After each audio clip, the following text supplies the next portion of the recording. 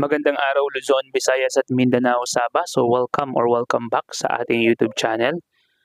Pilipinas News Channel nga po pala ulit. So in this video, pag-uusapan po natin yung mga updates tungkol po sa ilang mga bagay, no, mga kababayan. Kung malalaman po ninyo or kung maalala po ninyo noong nakaraang araw at sa mga hindi pa po nakakaalam sa mga nangyari nito nakaraang araw sa Department of Education, mga kababayan, malaman po natin na merong isang guro na nagngangalang Agnes Buenaflor ang namatay. Okay?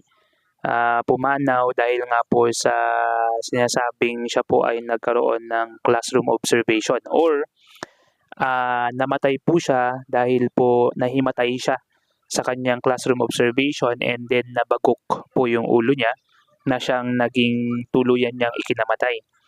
So, nagkaroon po ng maraming reports ang Muntinlupa tungkol po dito and at the same time ang Division of Muntinlupa. Pag sinabi po natin division, ito po yung kumbaga humahawak po sa mga guro diyan po sa part na yan ng Muntinlupa. Okay? So, yung pong Agnes ay dalaga pa po. Okay? Dito po sa isang Facebook page ng Galawang Francisco, no?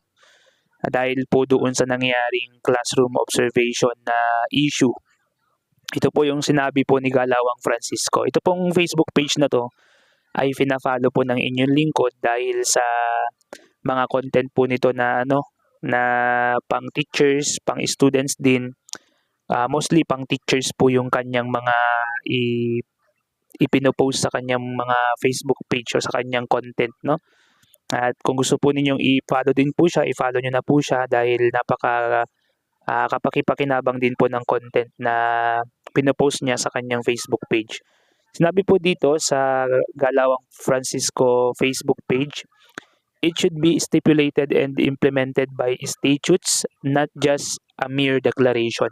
Kasi po ang DepEd Dambayan PH po mga kababayan ay nagkaroon po ng breaking news, no, kung saan ni-reshare lang po ito ni Galawang Francisco for his of course update tungkol po sa nangyari. Sinabi po dito na in an official statement announced today, January 8, 2026, ito po ay kahapon lamang, based from the making of this video na po, sabi niya, the Department of Education, DepEd, declared that classroom observation will no longer serve as the sole basis for assessing teacher performance. So yan po yung kumbaga breaking news ngayon sa Department of Education dahil parang hindi na po ito yung magiging pinakang basehan lamang sa performance ng mga teacher. Okay?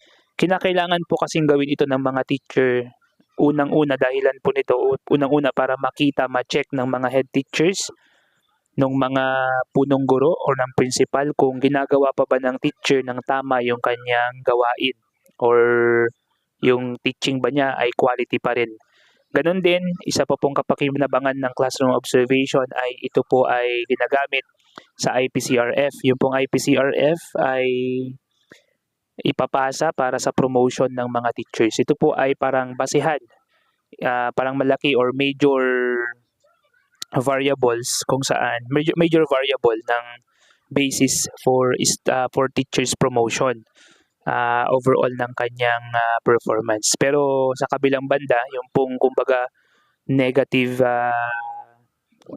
effect naman po nito or yung hindi po magandang dulot naman to sa mga teachers ay isa pa po ito sa pinagkaka-stressan ng mga teachers.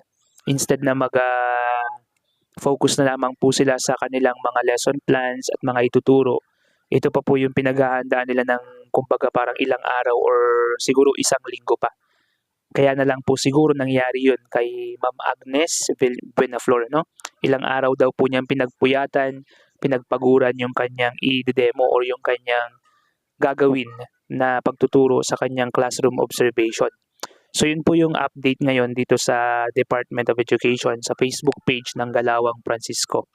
So hopefully magmaterialize po itong mga gantong mga balita. And another news na po, bago lamang po ito po ay regarding naman sa artificial intelligence, no? Marami pong gumagamit ng mga estudyante, mga teachers ng artificial intelligence nitong nakaraang taon or buwan. At simula po nung lumabas si ChatGPT at nakita na open na po yung kumbaga code ni ChatGPT sa buong mundo, nagkarera na yung mga magagaling mag-coding, na kopyahin, i-enhance, no? I-innovate ang algorithm ni ChatGPT. So dito po sa China, nag-introduce po ang China ng GLM 4.7. Kumbaga sa Amerika mayroong Grok, yung kay Elon Musk, yung Grok. Okay, meron naman sa ibang lugar sa Google, no? Yung Gemini, meron naman ChatGPT. Sa China naman po hindi pa huhuli at mas advanced pa yung nilabas nila. Ito po yung GLM 4.7. Okay? Sabi nga po dito, GLM 4.7 is absurd. Pag sinabing absurd, sobrang pambihira. Sobrang ganda ng kanyang kakayanan. Sabi po dito, it's just the first week of 2026. Ito po, no? Bago lang po. First week lang po ng January. And China has already released GLM 4.7, the world's most advanced open source AI. Free, agentic AI and capable of building apps, visuals, slides, and code. Para sabihin nyo po na pinaka-powerful si GLM 4.7 sa news na ito, no? Talagang sobrang powerful po siguro kasi hindi ko pa po ito nagagamit, no? Pero kinlaim po niya na the world's most advanced open source AI. Parang ChatGPT yung counterpart nito, parang Grok or parang Gemini. So ganyan na po kumbaga sa kabilang banda positive, sa kabilang banda nakakatakot din, no? Yung pong rise of AI, yung artificial intelligence, kasi halos hindi na natin alam kung ano yung katotohanan sa panahon natin ngayon at may mas i-advance pa po yan. Hindi kagaya ng mga AI noon na parang halata mo pa, pero ngayon habang tumatagal mas nagiging parang human na yung pagtingin mo sa mga AI na lumalabas ngayon. So hindi na po natin ma-detect ng ating naked eye kung ito po ay tao talaga, kung yung mga content na pinapanood natin ay gawang tao pa ba or hindi na po gawang tao. Kumbaga parang nadadaya na po yung ating naked eye. Yun po yung limit ng pagiging tao po natin.